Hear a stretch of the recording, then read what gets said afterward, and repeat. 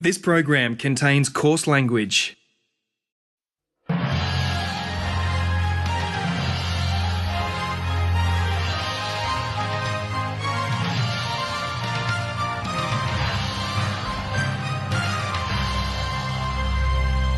Tonight on Four Corners, the inside story of the world's biggest ecstasy bust and how the mafia rebuilt its roots in Australia.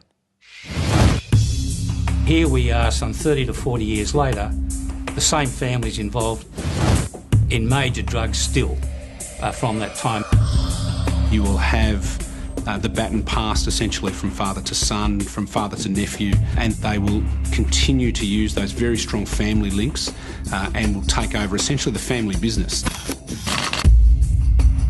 The links are there, the links are tight, and they are based on the one thing that keeps all the Ndrangheta clans together, which is blood ties. The Calabrian mafia's tentacles have a long, deep reach within Australia. You'll see tonight how one of those tentacles was cut off after an extensive cloak and dagger sting operation against the mafia's most powerful Australian drug lord. For the first time, we can now recount in gripping detail just how the police busted the network. You'll hear the villains condemn themselves with their own words. We also detail how reporter Nick McKenzie found himself at the centre of an extraordinary attempt by second-generation mafia boss Pat Barbaro to flush out the police operation, an action that finally put him and many associates behind bars. But with a massive bankroll at its disposal, the Ndrangheta, or honoured society, has simply regrouped, and today it's business as usual, with yet another generation of leaders and an ongoing web of influence through Australia's public institutions, including our parliaments. In the second strand of our Four Corners and Fairfax Media joint investigation, Nick McKenzie identifies two of those alleged leaders and throws further light on Ndrangheta's political clout.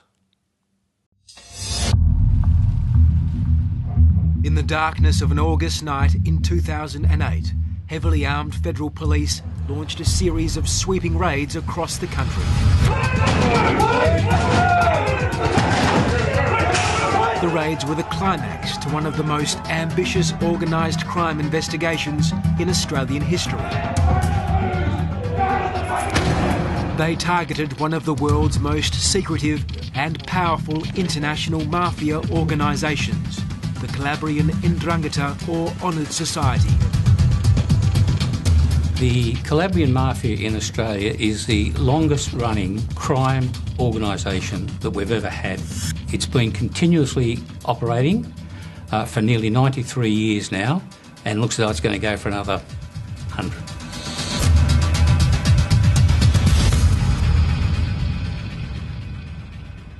There's no question that the Calabrian Mafia, or the Ndrangheta as they're also known, are a global enterprise, and certainly what we saw during this investigation was exactly that they had a global reach.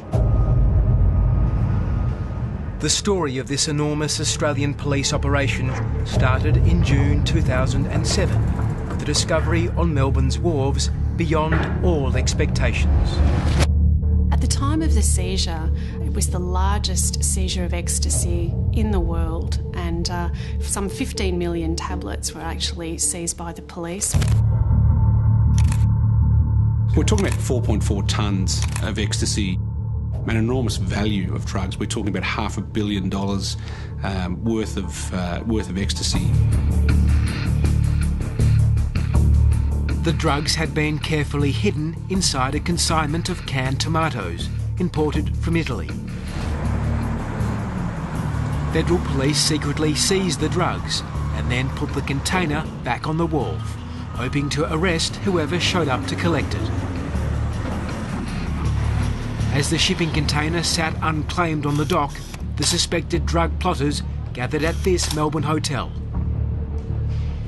They didn't know their hotel room had been bugged by the federal police. As police listened in via a hidden microphone in their 6th floor room, it soon became clear the suspects feared a trap. This camera's here, if it's flat, it'll be fucking nothing to do. Oh mate, there's 20 million fucking coppers just fucking watching that one fucking way with someone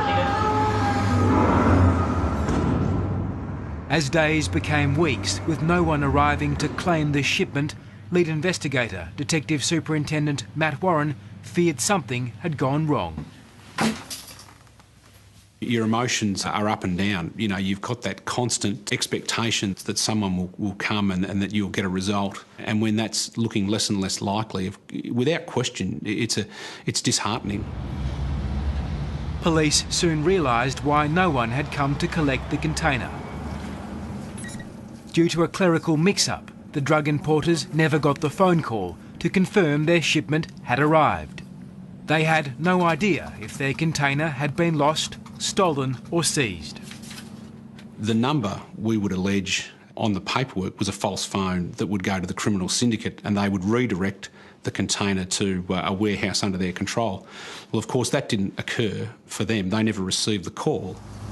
So you had quite a strange situation with a container purporting to be full of drugs sitting in a freight forwarder's yard and no one going anywhere near it. I think in the short term it looked like a setback to the investigators, because obviously at the start of this investigation they were just probably hoping for a quick result where the criminals would come and pick up the container and they'd move in and arrest them. So initially it looked like a setback, and that meant the investigation had to run quite a lot longer. In fact, it was a turning point, and it allowed us to go from arresting some of the lower level suspects to move up the chain and take out some of the probably the highest profile organised crime figures in Australia.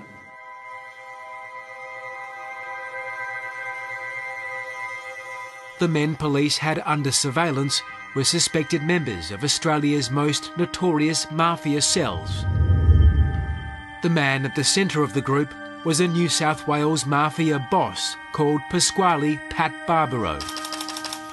Barbaro appeared to be the man calling the shots. He was issuing directives to people in terms of what was to happen within the business. He was very hands-on.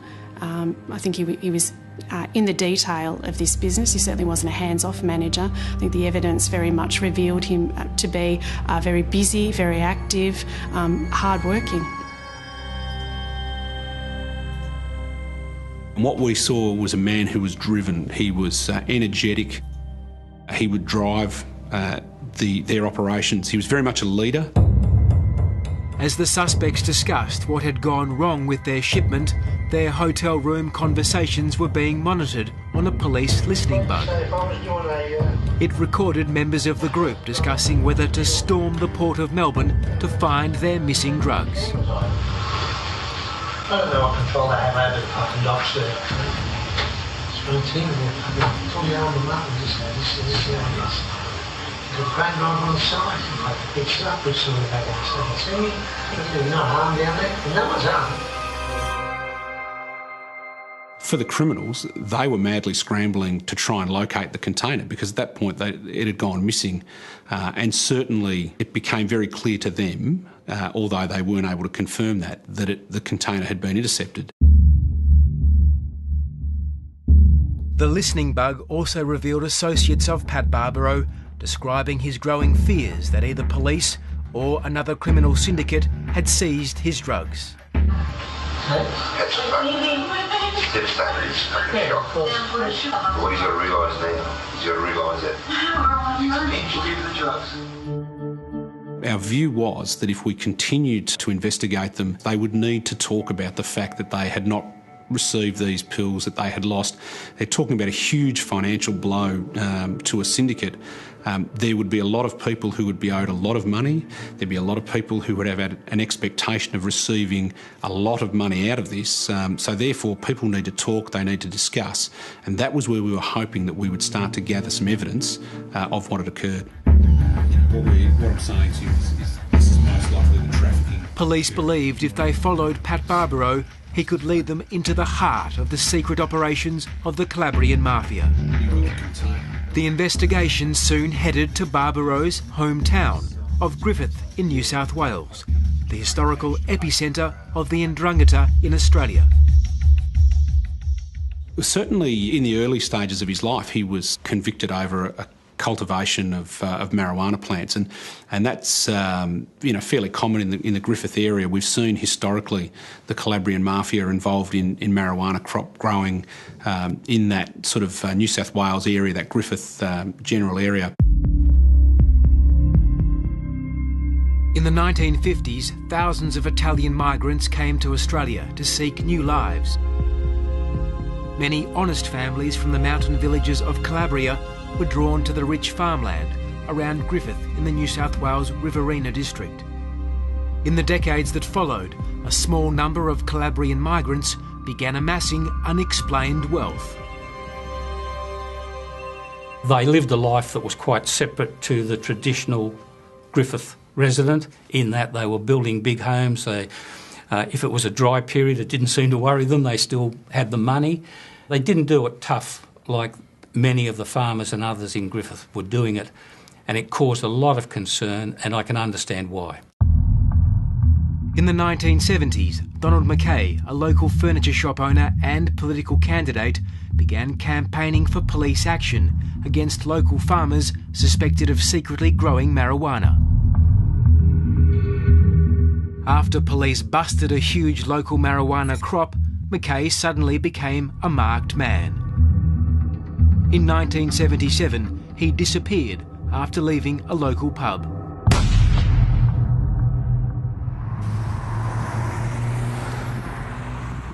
When these crops were seized, he was blamed for it.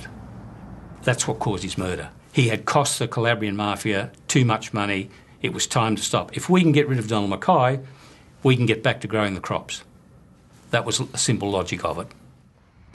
And he appears to have been shot as he was attempting to unlock the car. Former New South Wales Assistant Police Commissioner Clive Small spent years investigating the Calabrian mafia. There was some blood found on the ground here, near the car. There were 3 spent shells, suggesting he'd been shot 3 times. And the keys to the car were on the ground, so that was the last that was seen of him leaving the hotel. Never been found to this day. Griffith's Calabrian mafia cell had a powerful avenue of political influence through the local federal Labor MP, Al Grasby.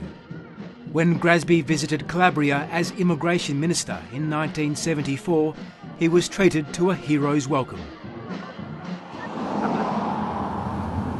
I am aware, while he was the Immigration Minister, there were a number of people who got visas and were able to stay in Australia who were of highly questionable character, and I think any reasonable look at them would raise questions about why was that done if it wasn't done for corrupt purposes. I don't think there's any question that Al Grasby was significantly corrupt. His attempts after the Donald Mackay murder to move the blame away from the real killers and make suggestions that Donald Mackay's wife and others were involved in the murder was disgraceful, and I don't think any man with any sort of decency could justify that. Responding to the public outcry over Mackay's disappearance, the New South Wales government set up a royal commission headed by Justice Woodward to investigate drug trafficking networks. What's the lighting here? Clive Small was one of the commission's investigators. The Woodward Royal Commission was extremely important in 2 ways. It really opened up the story about the Mackay murder, and in doing that it also opened up the story about the Calabrian mafia in Australia.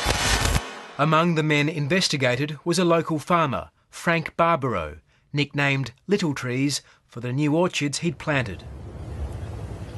Well, Frank Littletrees Barbaro was at the core of what you call the Calabrian mafia group in Griffith.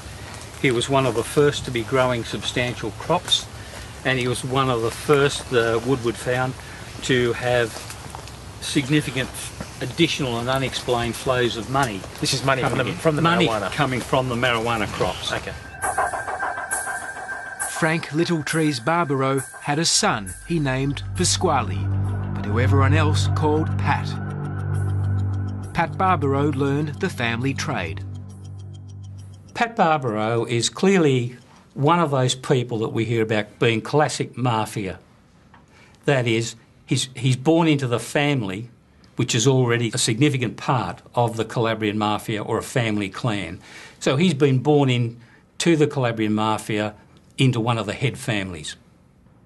Certainly, what we see with this is what we've seen historically with the Ndrangheta, that you will have the baton passed essentially from father to son, from father to nephew, and that they will continue to use those very strong family links and will take over essentially the family business. Pat Barbaro took over his father's business, expanding it from cannabis crops to drug importation. Here is Justice Woodward in the 1970s warned the federal and state governments and the law enforcement about this threat involving these people. And here we are some 30 to 40 years later, the same families involved in major drugs still from that time. And if you look at Pasquale Barbaro's history, he'd been involved in drugs almost all his life.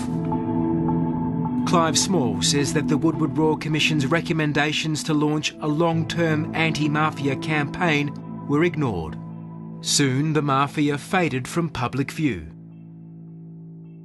Well, we've had for 16 years a denial that there is such a mafia in Australia, and I think that's part of the problem. If we had admitted that we had a problem with the Calabrian mafia, the public would be screaming for us to do something about it.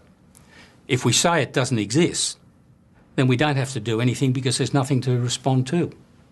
And I think that's the problem that's been hidden from the public because it's too big a political problem. According to a secret 2003 National Crime Authority report obtained by Four Corners, police had for several years been confidentially warning that Pat Barbaro was part of a powerful Australian Calabrian mafia network. This network had infiltrated members into or recruited people from public organisations, government and law enforcement. One of Barbaro's criminal associates had even allegedly paid off judges, costing approximately $2.2 million.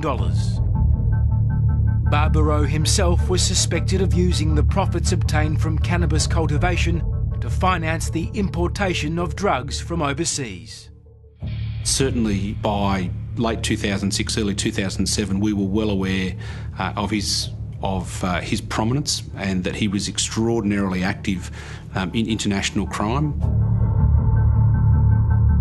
If you have a look at his history, he's been involved in crops in New South Wales, in Queensland, that's cannabis, but then he seems to have moved into other drugs, be it amphetamines, ecstasy and the like. By early 2007, police were investigating Pat Barbaro over several drug importations. The biggest of them was the world record ecstasy shipment that had arrived in Melbourne from Italy in June 2007, and which Barbaro had been unable to locate. This was a continuation of a number of investigations that were occurring. The AFP were investigating and had investigated Pat Barbaro over a number of years. He was alleged to have been involved in a number of drug importations, and we saw him as a major organised crime figure at the time. After secretly seizing the drugs, police then shifted the focus of their investigation to Italy, the source of the shipment. Four Corners travelled to Calabria, in Italy's deep south, the traditional home of the Ndrangheta. The Ndrangheta in Calabria and Ndrangheta in Australia are tight, really tight. Even if they migrated 50 years ago, they still are very connected, even in a nostalgic way, to the motherland, which is Calabria. So the links are there, the links are tight, and they are based on the one thing that keeps all the Ndrangheta clans together, which is blood ties. The most common thing that can happen is that someone refuses. Dr. Anna Sergi is a Calabrian mafia expert who studied the group's links to Australia. The Barbaro family is one of the oldest mafia families in Calabria. The Barbaro surname is a guarantee for if you want to access certain drug routes, if you want to be involved in certain cross-transnational business. In July 2007, 1 month after the massive drug shipment had disappeared in Melbourne, Pat Barbaro flew to Calabria. When he arrived in the capital, Italian surveillance operatives working with the AFP were waiting and watching. They tailed Barbaro as he met several known Calabrian mafia figures linked to the ecstasy shipment. The police who trailed Barbaro work with anti-mafia prosecutor Roberto De Palma. La circostanza che Pasquale Barbaro, venuto in Italia, abbia avuto i contatti con esponenti di altre famiglie, dimostra che la famiglia Barbaro è una famiglia assolutamente di primaria importanza nel panorama criminale. Ma dimostra anche un altro fatto, cioè che questi viaggi, che c'è la necessità in fondo di potersi vedere, perché la tecnologia che tanto ha aiutato e ci aiuta in questo villaggio globale che ormai è tutto il nostro globo terrestre, ha aiutato paradossalmente anche i contatti di carattere illecito. E però, ciò nonostante, vi sono determinati argomenti di carattere strategico, di carattere generale, che debbono essere ragionati di persona, no? Italian police identified another Australian, allegedly working with Barbaro in Calabria, Adelaide construction industry figure Paul Alvaro. Italian police files allege that Paul Alvaro was assisting Pat Barbaro with his drug trafficking enterprise, a claim Alvaro strongly denies. Sì, la famiglia Alvaro è una delle famiglie di Ndrangheta più importanti, ma non solo la famiglia Alvaro, ma anche esempio la famiglia Barbaro è molto presente in Australia, la Ndrangheta è molto presente in Australia non solo ad esempio nella produzione di marijuana, ma anche nel traffico di cocaina e anche nell'occupazione della cosa pubblica. In Calabria, Barbaro's explanation to his mafia bosses about why their drug shipment was missing did not go down well. Barbaro flew to Europe to meet with the syndicate heads, and by this stage we'd established that there was an enormous debt that was owed and that he would have to pay the bill, or he would be probably held accountable, and within that type of group, the Ndrangheta, the Calabrian organised crime, we would expect that he potentially would suffer the ultimate consequences. You mean he would be killed? Yeah, there could potentially be a contract taken out on him. On Barbaro's return to Melbourne, police continued to watch and record his every move. He was getting increasingly desperate. In this surveillance video, police believe Barbaro was threatening a criminal he suspected of stealing his drugs from the docks. Certainly there's some friction, and as pressure starts to mount, as disappointment starts to mount, we can certainly see fractions within the group and certainly some bickering, and this is brought about by the enormous pressure that they're under for this to be successful. Barbaro and his fellow criminals suspected they were being watched and began to engage in elaborate counter-surveillance measures. Their conversations over the phone or via text message were often cryptic and coded. They would often speak in public areas, for example, parks. Also, this particular group of criminals changed their SIM cards over regularly, so that if they thought their phones were being bugged, they would basically just get rid of that phone and move on to another phone. Barbaro was determined to find out what had happened to his massive drug shipment. So he made a risky move and reached out to a journalist. In September 2007, I received a phone call from a block number. The man on the other end asked me if I wanted to report on the world's biggest drug shipment.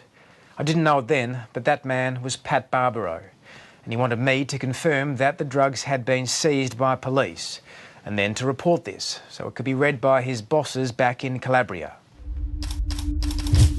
Using a mobile phone registered in a false name, Pat Barbaro sent a series of text messages to spur me into action. The texts were detailed, describing, among other things, the number of pills in the ecstasy drug shipment. sensing something sinister was afoot, I reported nothing. So a desperate Barbaro sent more and more information. Neither he nor I realised this would later prove crucial to the police case. Looking at the historical metadata of the phones that had been purchased, we were able actually to put those mobile phones in Barbaro's hand. And those phones sent text messages that were tantamount to a confession. The SMS messages with you showed that Barbaro had critical knowledge of the contents of that container. He knew exactly what was in the container and he was able to convey that to you in those SMS text messages. So that was a terrific link for the prosecution to have in this particular matter. In early 2008, Barbaro began to organise new drug deals to raise the cash to pay off the debt from his botched importation. Certainly within months, the Barbaro syndicate were back in business. They had access to 1.2 million ecstasy tablets, which seemed to originate from Sydney. And really the sale of that 1.2 million ecstasy tablets was then used to pay down the debt to the European suppliers for that missed importation. So very quickly they had regrouped, and obviously their business model was such that they were able to sustain a massive hit to their bottom line. As police kept watching, Barbaro began leading them to other mafia bosses. These surveillance photos show Barbaro meeting his drug-dealing partner, notorious Melbourne gangster Frank Madaffri. Police suspected Madaffri had invested in the massive ecstasy importation. Madaffri was a buyer of ecstasy tablets from Barbaro. Barbaro had a number of people who really, I suppose, were wholesalers and distributors of his ecstasy tablets, and Madaffri was one of those persons. In 2008, police observed Pat Barbaro and his associates meeting up with greengrocer Frank Madaffri near his suburban fruit shop. What's now? What's now?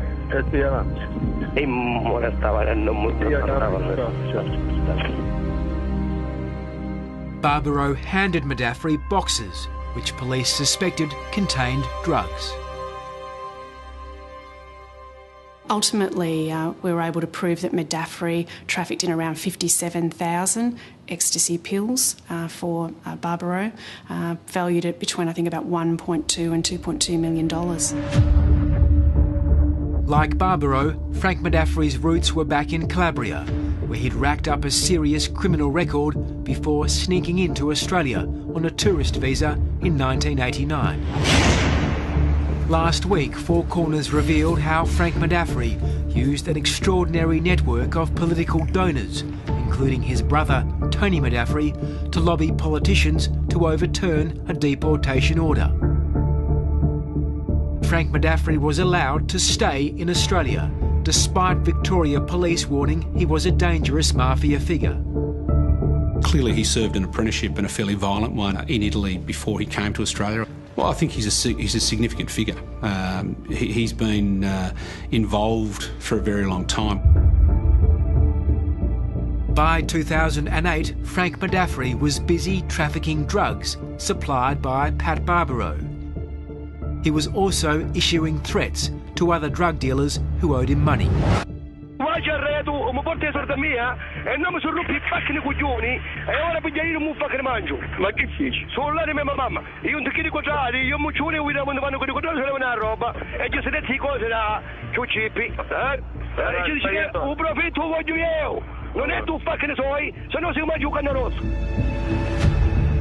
The mafia syndicate used this apartment in the Melbourne suburb of Carlton as a safe house to run their drug operation. Certainly, once we identified that that Barbaro was going to rent an apartment or a townhouse in Carlton, we were really excited about that, because finally we really saw ourselves getting ahead of the game. We could actually be a part of the conversation, so we could listen in and we could hear what they were planning. Federal police agents waited until Pat Barbaro had left the apartment before sneaking inside, planting several audio bugs and cameras. The AFP began watching and listening as Barbaro, speaking in code, discussed massive drug deals involving Frank Medafri and other mafia figures.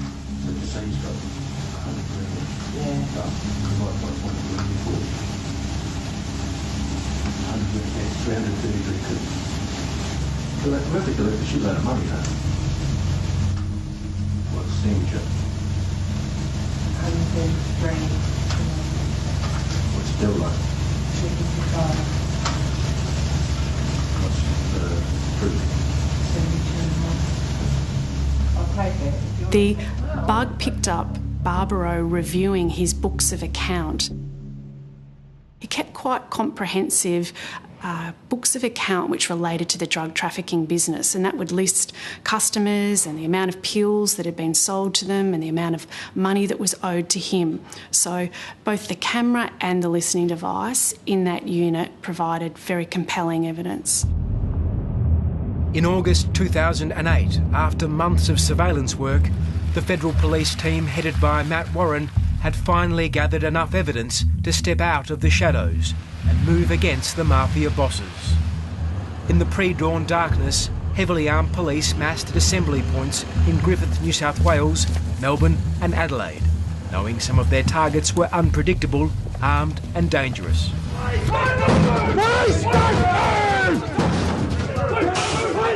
At the Carlton Safe House, police found these handguns buried in the garden.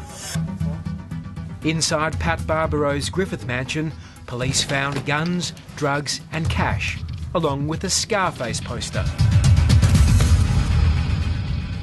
This is part of a global international syndicate.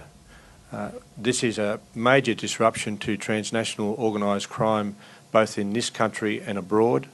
For the AFP, in our 30-year history, this is the largest operation we've ever undertaken.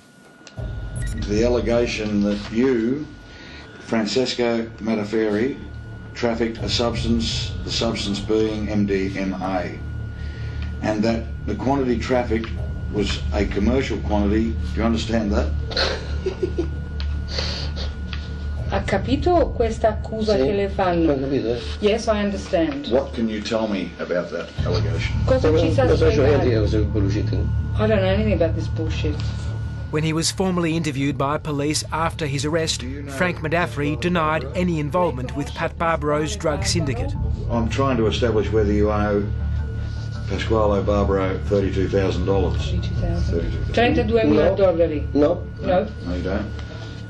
Lei ha mai acquistato delle sostanze di droga da Pasquale Barbaro? No. No. Frank Medafri chose to fight his drug charges. Late last year, he was convicted and received a 7-year prison sentence. Overwhelmed by the evidence against him, Pat Barbaro pleaded guilty and was jailed for 30 years over his role in the massive ecstasy shipment. At final count, 32 mafia figures and their criminal associates were convicted for drug dealing and money laundering. There was an importation of 100 kilos of cocaine worth $40 million. There was a conspiracy to import 100 kilos of pseudoephedrine. There was trafficking in a further 1.2 million ecstasy pills and a very sophisticated money laundering operation as well, where they turned over about $10 million. Detective Superintendent Matt Warren and his federal police team may have smashed the syndicate behind the massive 2007 drug shipment. But the Calabrian Mafia's secretive network remains in place within Australia, able to rebuild its operations quickly. I think that's the key to these groups. They are able to regroup, rebound after suffering, in this case, a loss that would end most organised crime syndicates. And they've had this in the past where they've suffered defeats at the hands of law enforcement, but through those family connections, they're able to rebuild. Political influence is a key factor in the Mafia's resilience. For decades, the Mafia has been building support on both sides of politics. Well, certainly we've seen over the years that organised crime figures will try and cultivate people of all walks of life, but particularly people with influence. We certainly see organised crime figures cultivating sporting stars. It's no different with political figures. They're looking to try and gain influence and gain power and use that towards potentially diverting attention away from themselves. Even after he was arrested, Frank Modaffri cultivated political contacts.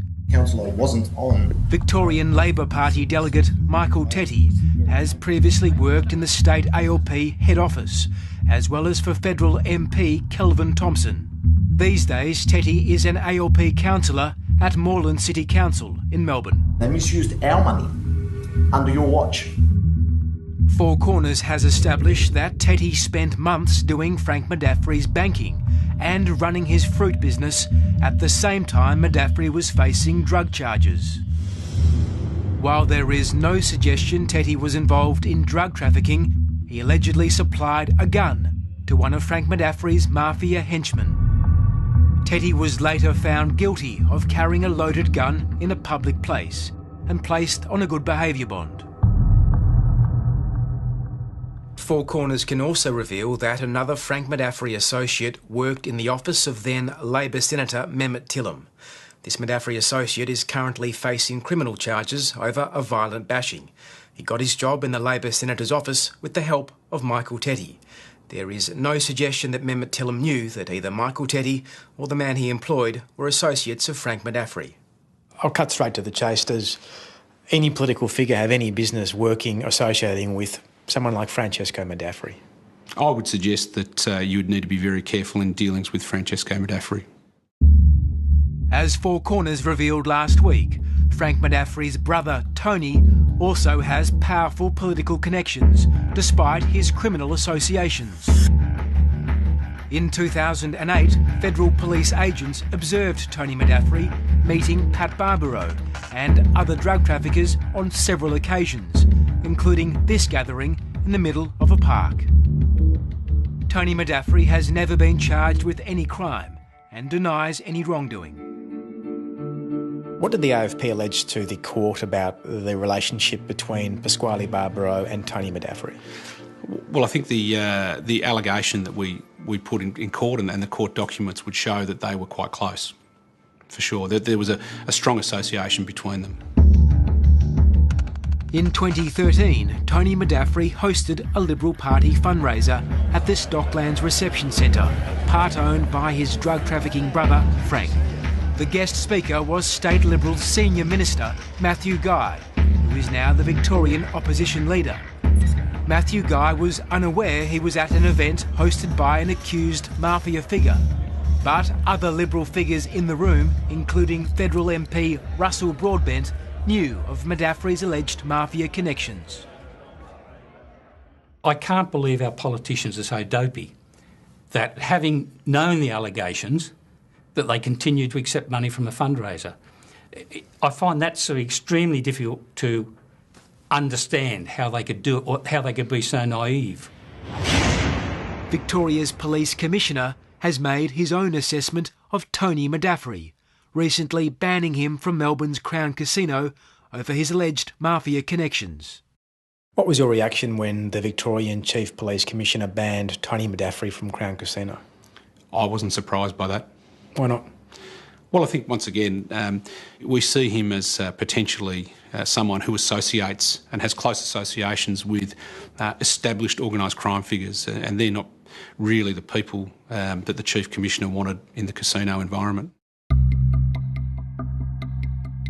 The mafia has allegedly infiltrated every layer of government.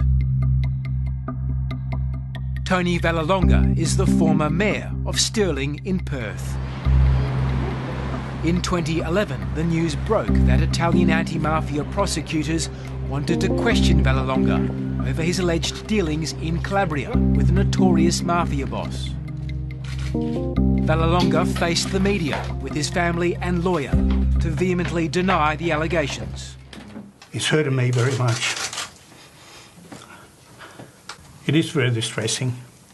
I was 64 to get this sort of what I call campaign against me. That's what it is. The worst that can be said, assuming it was admitted, and it's not, is that Mr. Vallelonga has spoken or had contact with Italian mafia figures. Now, firstly, that's denied. We don't know which figures they are talking about. Four Corners has learned that Italian prosecutors recently made far more detailed allegations in court about Tony Vallelonga. They allege he is an Australian mafia boss with the role of leader within his locale or mafia cell in Perth. Prosecutors allege that as part of this role, Vallelonga is responsible for making the most important decisions, for imparting orders or imposing sanctions on other subordinate associates. In a statement to Four Corners, Tony Vallelonga's lawyer said any allegation the former mayor has ever been involved in criminal activity is completely without any foundation. The Calabrian Mafia remains the dominant force in global drug trafficking. Just 3 weeks ago, Italian and Spanish police teamed up with the US Drug Enforcement Agency to launch a series of dramatic raids from the air, sea and land. Police seized tons of cocaine and arrested dozens of Calabrian Mafia figures. Despite the success, the Italian prosecutor who oversaw the operation says the Ndrangheta's global networks are as strong as ever. È un colpo durissimo, però noi abbiamo bloccato oggi un'organizzazione, ma ci sono tante organizzazioni di questo livello, di questo target, che stanno operando mentre noi stiamo parlando. Some of the suspects arrested in Calabria were members of the Italian Alvaro mafia clan. Prosecutor Nicola Gratteri says the Alvaros have a powerful cell operating in Australia. La famiglia Alvaro è una delle famiglie di 'Ndrangheta più importanti, presenti già dalla fine dell'Ottocento nel panorama criminale, ma penso che la 'Ndrangheta sia molto presente in Australia e che il contrasto non è adeguato, visto che queste famiglie stanno crescendo sempre più, sono sempre più forti. One of the alleged Alvaro clan bosses in Australia is Paul Alvaro.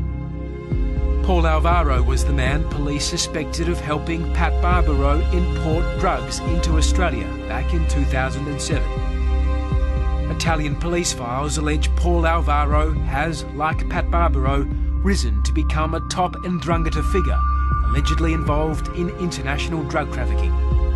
But this was never proven, and Alvaro strongly denies any involvement in mafia activity. His only criminal conviction dates back to 1990, when he was jailed for tax offences. The prosecution alleged the Alvaros lived grand lifestyles on the lowest of declared incomes, and that they were involved in the trafficking of marijuana.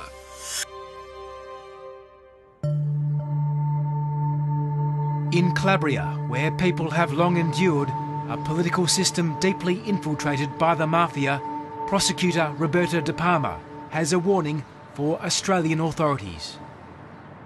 Il pericolo maggiore è fare il gioco dell''Ndrangheta, cioè permettere all''Ndrangheta di potersi espandere, di poter avere sempre maggiori campi di azione, sempre maggiori infiltrazioni, soprattutto in quel tessuto direttivo dirigenziale dello Stato. E poi lì diventa molto più difficile riuscire logicamente ad intervenire, perché le decisioni politiche talvolta potrebbero, io parlo in termini teorici, potrebbero addirittura essere strumento dei piani della stessa 'Ndrangheta. Anti-mafia prosecutor Nicola Gratteri says that with police worldwide now focused on terrorism, Australia cannot afford to be complacent about the hidden tentacles of the Calabrian Mafia.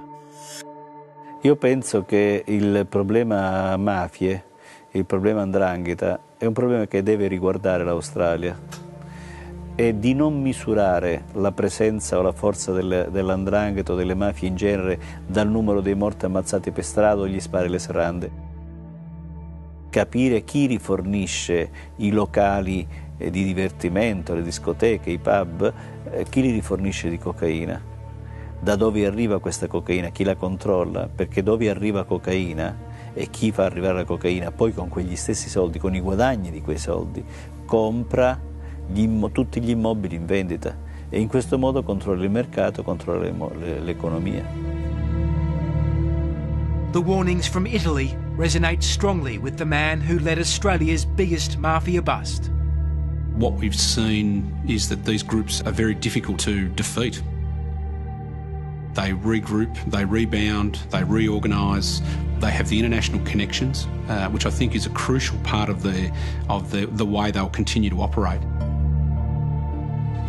There's no question that Italian organised crime, Calabrian organised crime in this case, will continue. They will reorganise and they'll continue to conduct unlawful activity, drug importations, white-collar crime, because it's their business.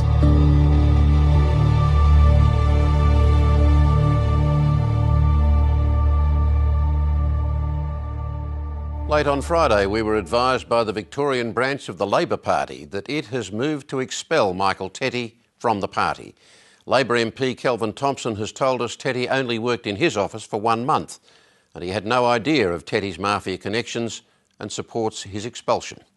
Tetty declined to be interviewed for the program, but through his lawyers has denied any wrongdoing and said his relationship with Frank Modafferi was professional. Next week on Four Corners, 10 years after the suicide bombings that rocked London, survivors and their rescuers recount that dramatic day and its aftermath. Until then, good night.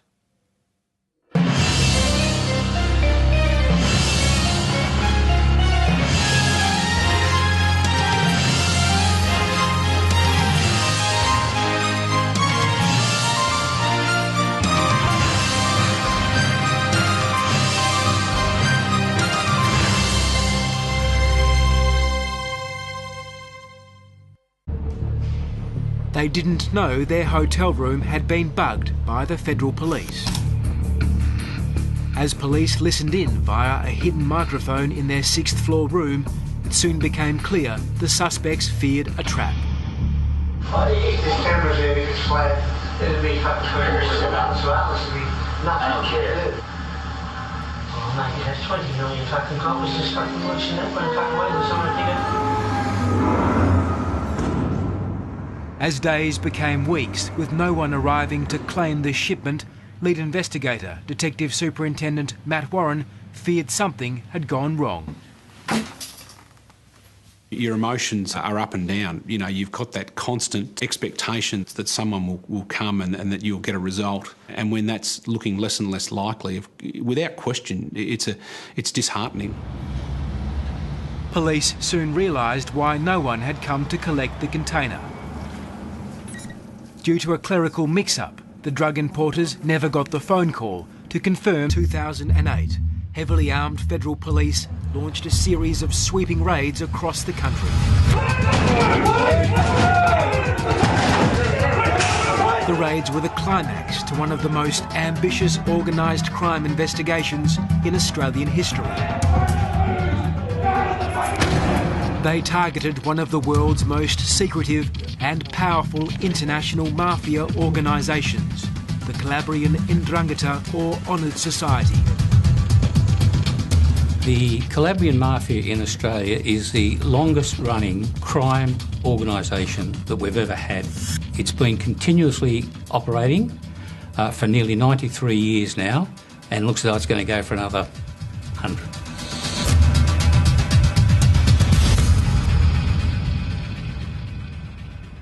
There's no question that the Calabrian Mafia, or the Ndrangheta as they're also known, are a global enterprise. And certainly what we saw during this investigation was exactly that they had a global... ...was cut off after an extensive cloak and dagger sting operation against the Mafia's most powerful Australian drug lord.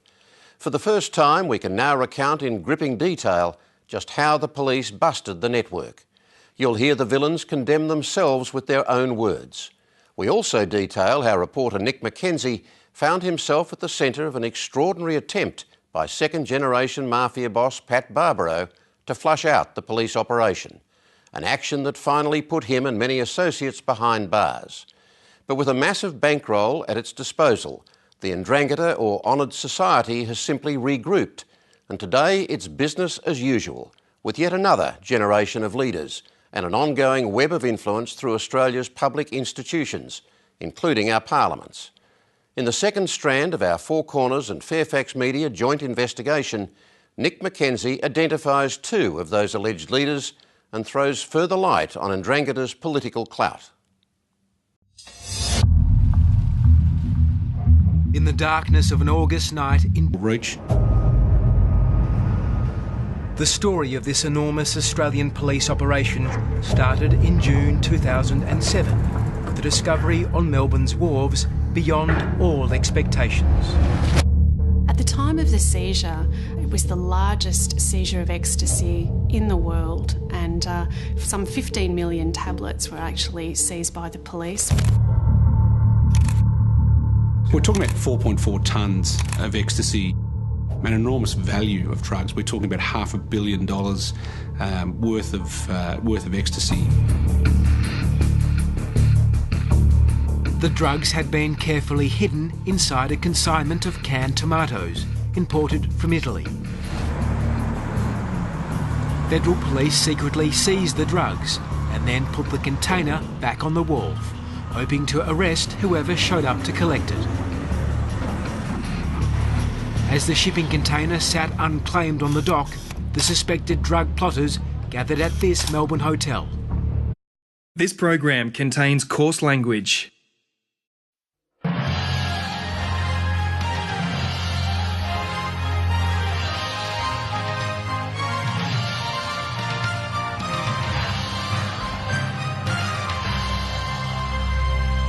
Tonight on Four Corners, the inside story of the world's biggest ecstasy bust and how the mafia rebuilt its roots in Australia. Here we are some 30 to 40 years later, the same families involved in major drugs still from that time. You will have the baton passed essentially from father to son, from father to nephew, and they will continue to use those very strong family links and will take over essentially the family business. The links are there, the links are tight, and they are based on the one thing that keeps all the Ndrangheta clans together, which is blood ties. The Calabrian mafia's tentacles have a long, deep reach within Australia. You'll see tonight how one of those tentacles